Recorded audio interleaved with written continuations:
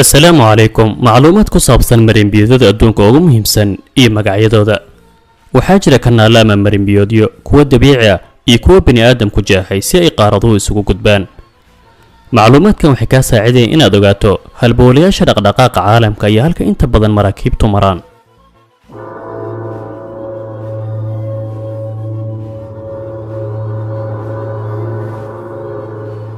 kanaalka Suez waa mid ka mid ah kuwa ugu dheer uguna muhiimsan marinbiyoodyada uguna dhaqdhaqaaqa badan.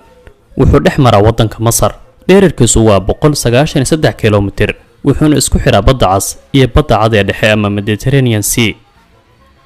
inta aan la qodin kanaalka Suez, maraakiibtu waxay ku soo wareegan jireen koonfurta qaaradda Afrika, waqti badan ayayna ku qaadan jirtay inay gaaraan meelaha ay u socdaan. qoditaanka kanaalka Suez qiso aad u dheer ayay leedahay. qoditaankiisu wuxuu bilowday taariikhdu markay ahayd 1854. al-Khadawi Saciid oo Masar ka talinaya ayaa shirkad Faransiis u fasaxay amarka qoditaanka, inkastoo xilli sii horeysay Napoleon Bonaparte oo ahaa hogaamiye Faransiis isku dayay qoditaanka kanaalka Suez, laakiin uu ku fashilmay. hawsha qoditaanka waxay qaadatay 10 sano, waxaana ka qayb galay ku dhawaad 1 milyan shaqaale Masaari ah oo inta badan si qasab lagu geeyay. duruufo aad u xun ayaa soo wajahay shaqaalaha qoditaanka, taasoo keentay in 120,000 ay goobta qoditaanka si xun ugu dhintaan arrimo la xiriira gaajo, oon iyo cudurro.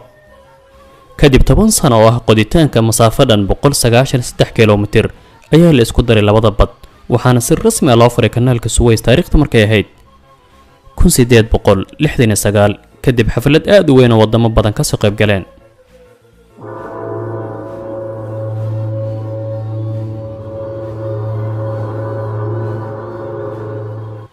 kanaalka Panama wuxuu isku xiraa labada bad ee Pacific Ocean iyo Atlantic Ocean Amerikada dhexe. kanaalka Suez ayuu ka shabahay inuu yahay mid bani aadamku gacantiisa ku qoday. marxalado kala duwan ayuu soo maray kanaalka Panama dhanka qoditaanka. markii ugu horeysay waxay ahayd 1880, waxaana isku dayay Faransiiska, laakiin kaliya 3 sano kadib taariikhdaas ayuu barnaamijku fashilmay kadib dhimashadii intii badnayd shaqaalihii qoditaanka. 22,000 ayaa naftooda ku waayay arrimo la xiriira cudurka malaariyada iyo cagaarshowga, iyo waliba in qaarkood ay dugmeen kadib markii dhagaxyo aad u waaweyn ay ku soo dumeen intii lagu guda jiray qoditaanka. inta aan la qodin kanaalka Panama, maraakiibta ka baxda magaalada New York ee Mareykanka ee u socda xeebaha galbeed ee Mareykanka, gaar ahaan magaalada San Francisco, waxay ku soo wareegan jireen koonfurta Amerika, waxayna jari jireen masaafo dhan 20,000 oo kiiloomitir. laakiin kadib qoditaanka waxay u baahan yihiin hadda kaliya 8,000 oo kiiloomitir si ay u gaaraan San Francisco. waa marinbiyood dhanka dhaqaalaha aad muhiim ugu ah wadamada koonfurta iyo waqooyiga Amerika.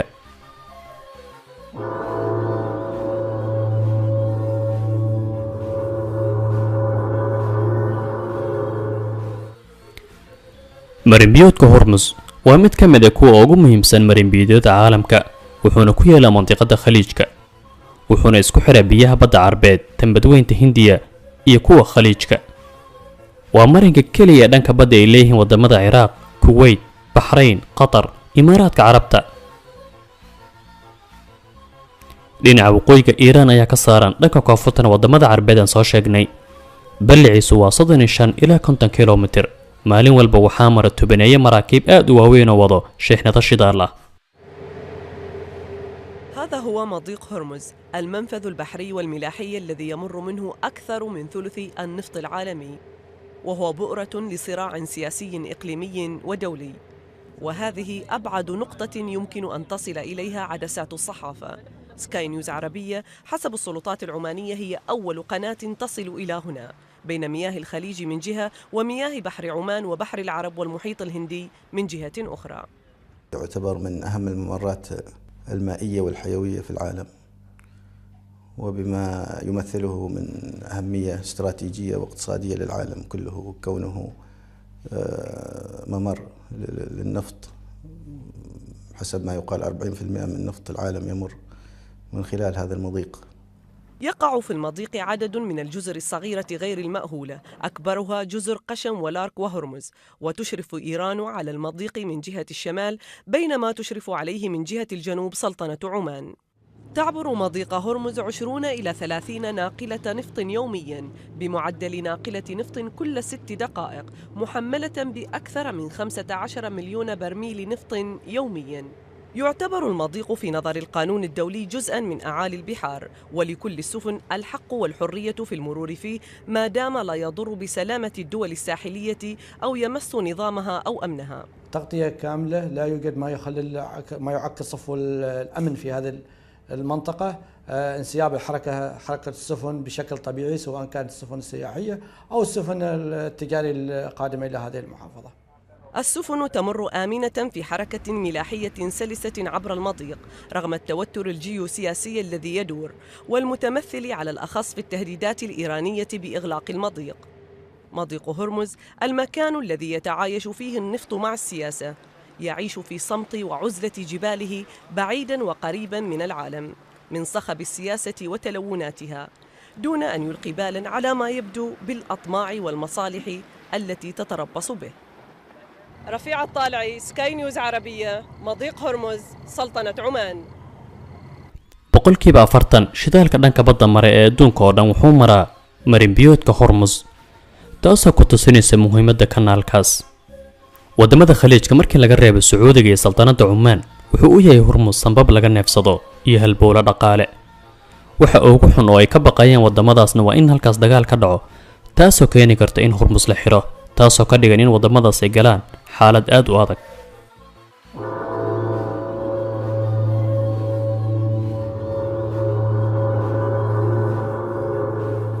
marinbiyoodka Bab al-Mandab wuxuu isku xiraa badda Cas iyo khaliijka Cadan. inta aan la qodin kanaalka Suways muhiimad sida u weyn ma sii lahayn, sababtoo ah si toos ayuu ugu xiran yahay kanaalka Suways. wadamada Djibouti iyo Yemen ayaa labada dhinac ka kala saaran masaafo dhan 30 kilomitir kaliya ayaa u dhaxaysa labada daan, tan Afrika iyo midda jasiiradda Carabta ee Yemen. waa intii isu jireen qiyaastii Muqdisho iyo Afgooye.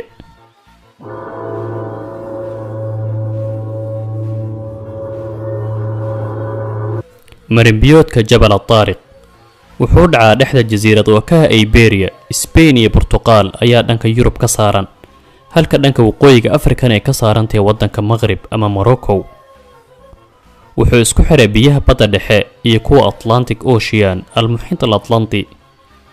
waxaa loogu magac daray Tariq bin Ziyad oo ahaa hogaamiyihii ciidankii muslimiinta ee furtay Andalus xilligii Umayyiyiinta.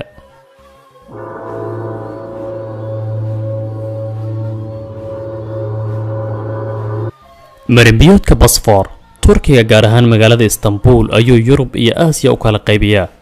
wuxuu isku xiraa badda Black Sea iyo badda Marmara. wuxuu muhiimad weyn u leeyahay wadamada dhaca badda madow sida Ukraine, Romania, Bulgaria iyo waliba Georgia. dheerarka marinka Bosfor waa 30 kilomitir, balliciisuna wax ka yar 1 kilomitir meelaha qaar.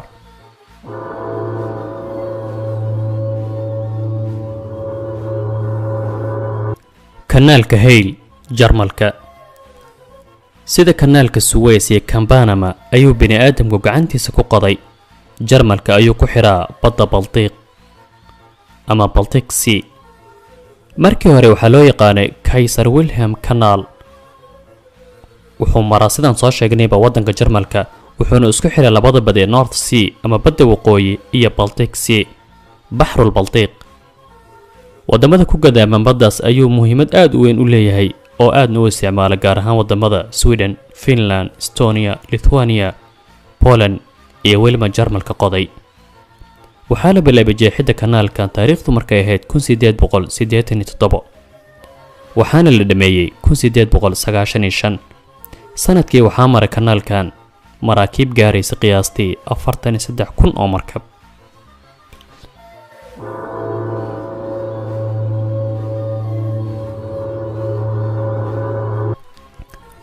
marinbiyoodka Dover dhexda Faransiiska iyo Ingiriiska wuxuu isku xiraa wadamada waqooyiga iyo badweynta Atlantic Ocean, waana marinbiyood muhiim u ah dhanka gaadiidka badda. 6 kilomitir ayay isu jiraan daanta Ingiriiska iyo tan Faransiiska. maraakiibta intii ay ka soo wareegi lahaayeen dhanka wadada dheer ee Scotland waxay adeegsadeen marinkan muhiimka u ah wadamada Scandinavian-ka. maalintii waxaa marto 400 oo maraakiib ganacsi oo aad u waaweyn. waana waddo badeed aad u dhaqdhaqaaq badan.